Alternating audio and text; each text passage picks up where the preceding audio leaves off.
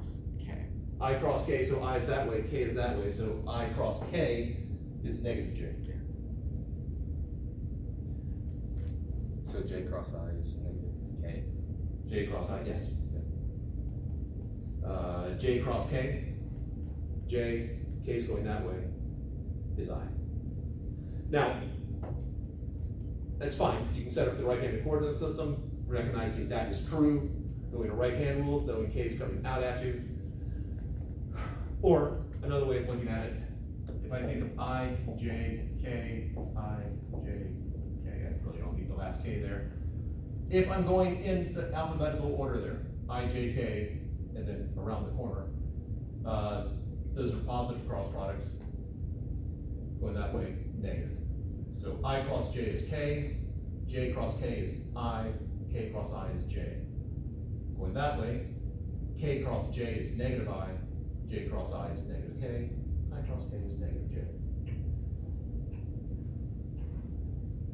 That's not the look of complete. Can you say what the plus and the minus are again?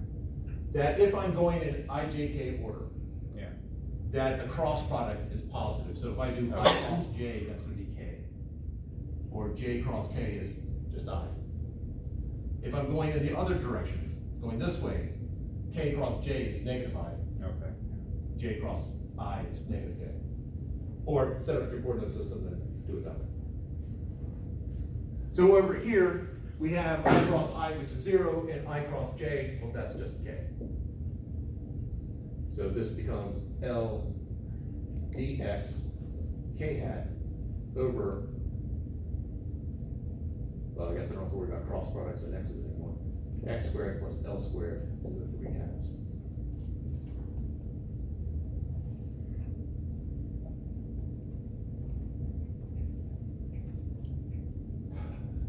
Now it's time to do some math, or some additional math. Time to do some calculus. So my magnetic field is going to be, well, let's pull the constants out first. U naught over 4 pi I L integral, K hat is also a constant, dx over x squared plus L squared to the 3 halves. My limits of integration, since I now have a single variable, x. Excuse me.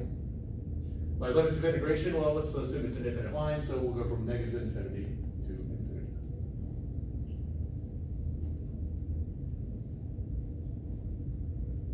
So now it's just a matter of that, which we have seen. Too many times. Yeah. At least it's nice that the same ones keep popping up as opposed to we have 20 different ones that we have to deal with. 4 pi I L K hat. And then this becomes, I'm going off memory on this one. So x over L squared square root of x squared plus L squared from negative infinity to infinity. I think that feels right. Okay. Which, well, that L is, let's go for absolutely stunning visual effects. Ooh. Bless you. Thank you. So I'm left with mu naught, I'll put a little K hat out there from the front, mu naught over 4 pi I times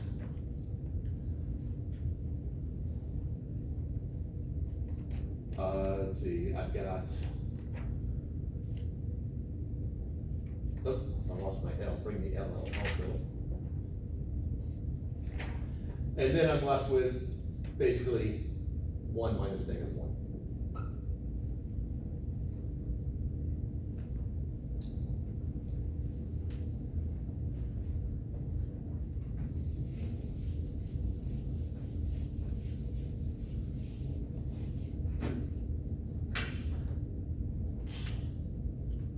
So we are left with a magnetic field.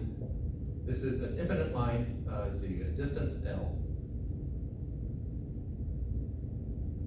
from infinite line of current. have k hat u naught. I over 2 pi L.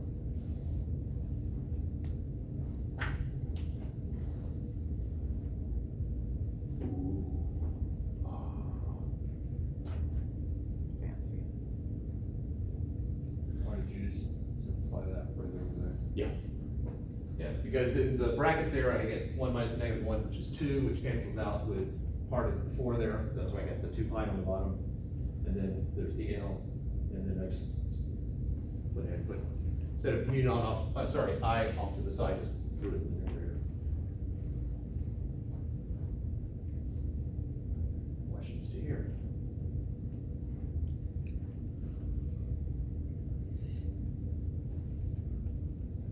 There's not a meter sticking here.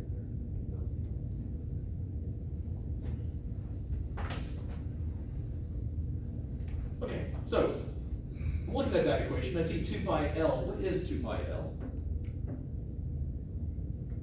It is some geometric. It's like an area. Pardon? From a certain area. Not an area. The circumference. Yeah, circumference of a circle of radius L. Okay. So if I picture, because the magnitude of this really should be the same anywhere along this circle. So if I picture just the whole line there, so we have L, so we have a circle basically going around the wire where the magnitude of the magnetic field is the same.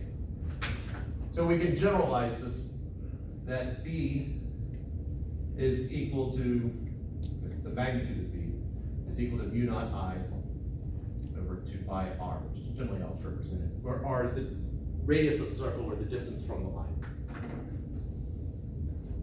Now, in terms of direction, a right-hand rule. And it basically, a lot of right-hand rules, because there's a lot of cross products that show up in this. My current is flowing to the right. Like you're hitchhiking. Put your thumb in the direction of the current, or the thumb in the direction of the positive charge flow, or opposite the negative charge flow. Your fingers curl in the direction of the magnetic field that's induced. So up here, when I'm above the line, the magnetic field's coming out. Below the line, it's going in.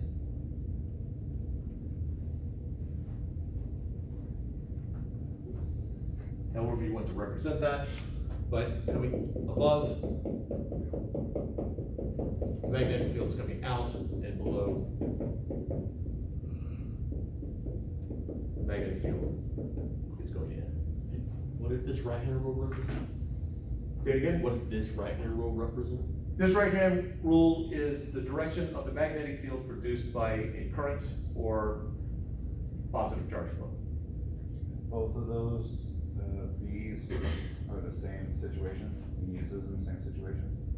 Yeah, they're both magnetic fields. Yeah, but you can use them in the same situation? Oh, yes, yes. This is specifically to this problem because I picked a spot that was, a distance L away from it, and that's why we have K hat. This is just generalized. Okay. Oh, so the answer of problem is worse than that. Yes, technically that's the answer to this particular problem. Okay. This is the way the text looks. I was going to use R here, distance R away, but I didn't want to confuse it with that R and that R, so that's why I used L. Why'd they get rid of the K hat instead of that? This is just magnitude. Oh,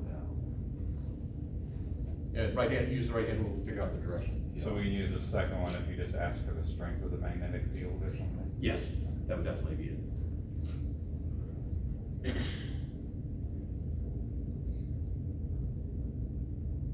But you can see there's a lot of right-hand rules here. I don't think I've talked about the hand ballet yet.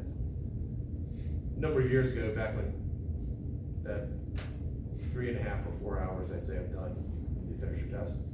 I had a whole bunch of questions at the beginning with a bunch of right-hand rules. And so the first part of the test is, a lot of people doing this as they're trying to work it out. And I would have, in retrospect, I should have filmed it and then sent it to music.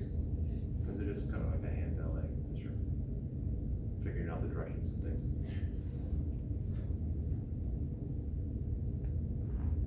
Maybe I'll just con a class at doing it someday and film it. and then bore out the faces. Questions before we do another exciting example?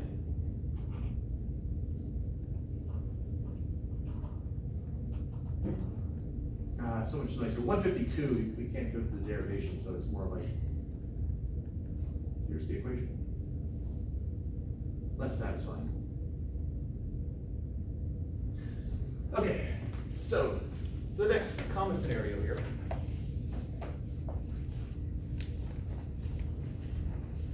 You just drew little X's there, but there are magnetic field lines too, right? Yeah, that's just hard to do. The lines are going out and in. Oh, out from the board. Okay, Yeah. yeah. Yeah, it's the, Mhm. I have difficulty drawing. Well, geez, why don't you have a three-dimensional board? I know, you know, I put in a request semester after semester, and the school says, no, sorry, we're just not gonna do that. Because we hate physics. I think that's what it comes down to. Or maybe it's me. Again, Miss Sausage put in no question. Maybe in the future, like a holographic board or something, Star Wars type stuff. You know, I can envision that actually being a thing at some point. Yeah, But I think so. Did you have like a clear bowl? Could you like draw over that and make it like 3D?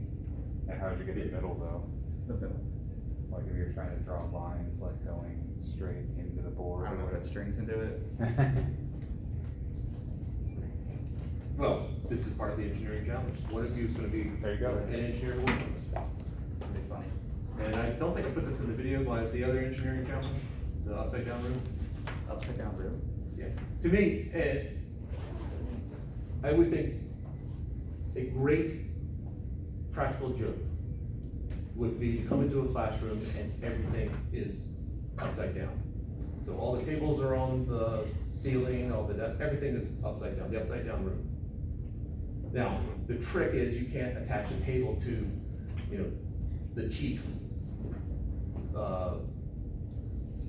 whatever the lattice there, you have to connect it to something, so that's. Ceiling that's what- tiles. And also you need to be able to do it quickly, because it's a practical joke, you can't go, we're gonna set aside this room for 2 weeks while we do this. You have to be done overnight, everything. So, anyway, I present this as a challenge to you for the future engineers of trying to figure out how to actually pull that one off.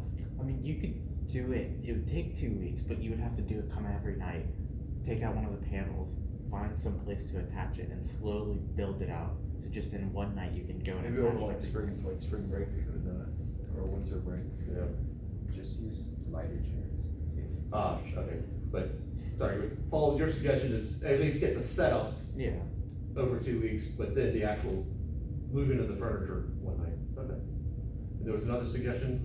Lighter tables and chairs, because you're not really using them if they're upside down anyways. I see that, and maybe that's a step in the process, but I'm picturing tables like this. And maybe somebody listening. just create exact replicas out of foam. There you go.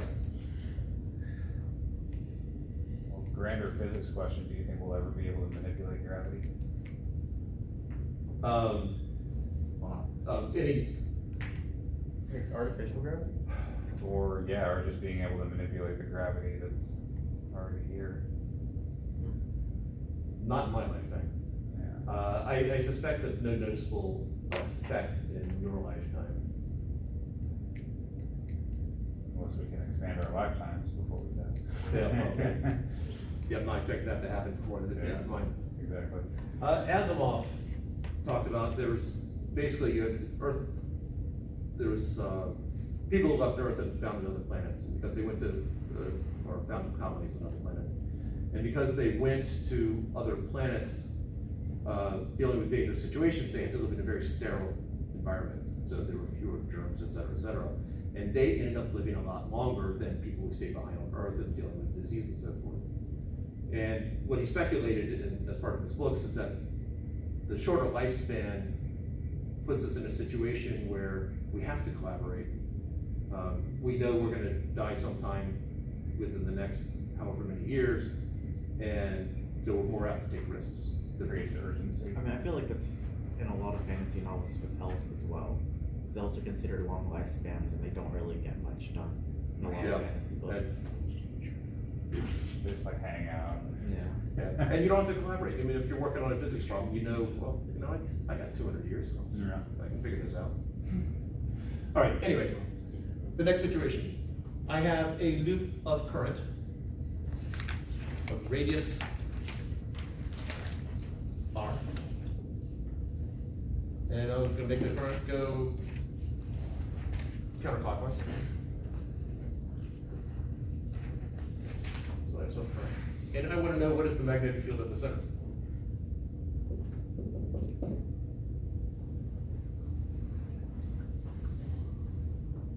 Now, first off, let's figure out the direction. What is the direction of the current at the center? Sorry, what is the direction of the magnetic field at the center? Top of the board. Indeed it is. And which technique did you use? Common sense and a right hand. Okay. Common sense.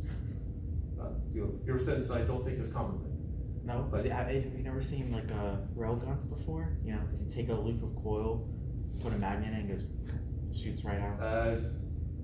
I've seen videos of it, I haven't actually seen one up close. Okay.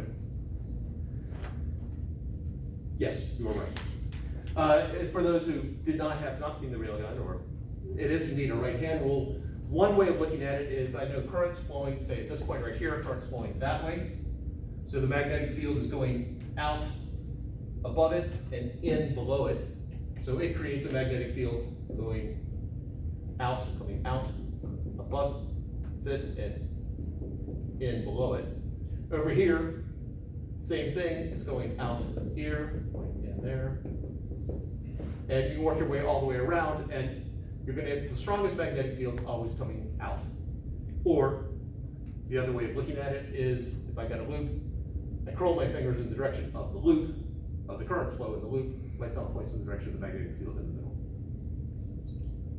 So, magnetic field coming out, we'll stick with the brainwashed I hat, J hat, K hat. So I know the magnetic field is gonna be in the K hat direction. We just have to figure out that magnitude. Fortunately, we have the Bios of R come to the rescue.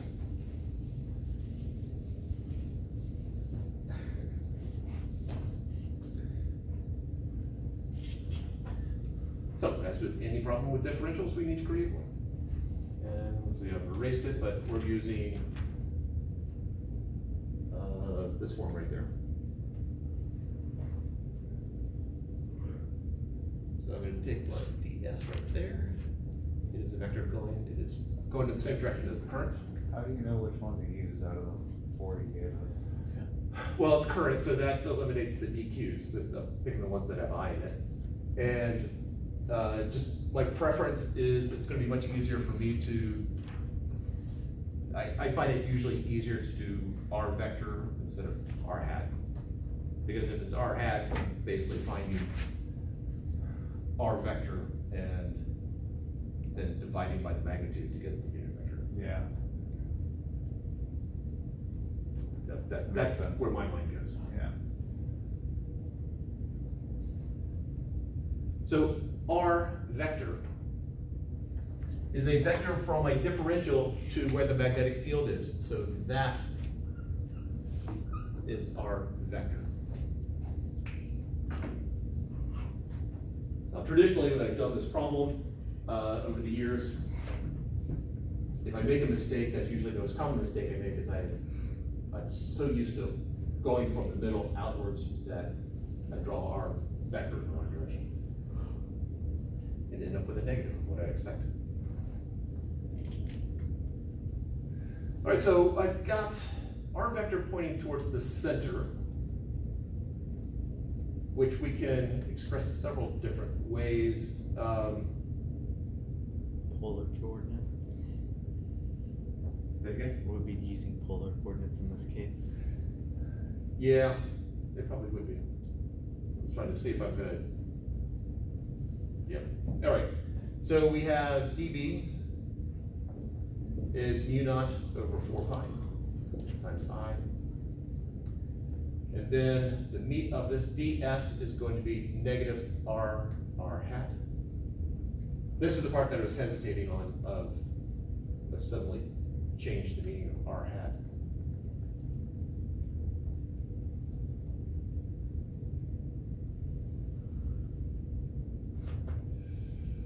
Well, if you use the R hat one, wouldn't it cancel out then? See, that's the issue I was having, is that R hat is going that way. That R hat is going that way. That. So, let's come out with a different way of doing that.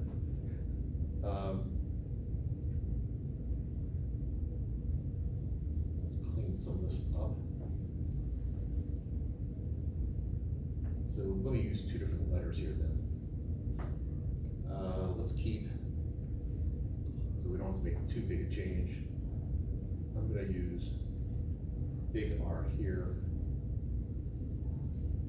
And so and so now little R hat, it's still potentially confusing. I've done this plenty of times. Loop current.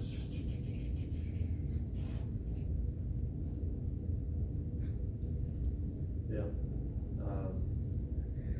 In my notes, I just get R hat.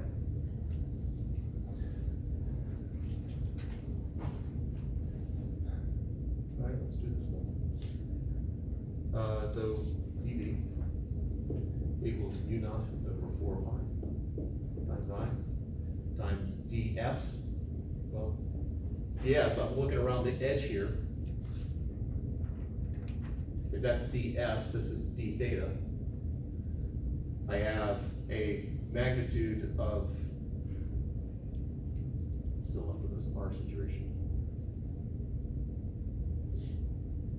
The radius of big R, so ds is equal to r d theta. So this becomes r d theta in the theta hat direction. Cross product with like r vector there, which is going to be big R negative r hat. Okay, there you go. Take a moment to let that sink in. Oh, over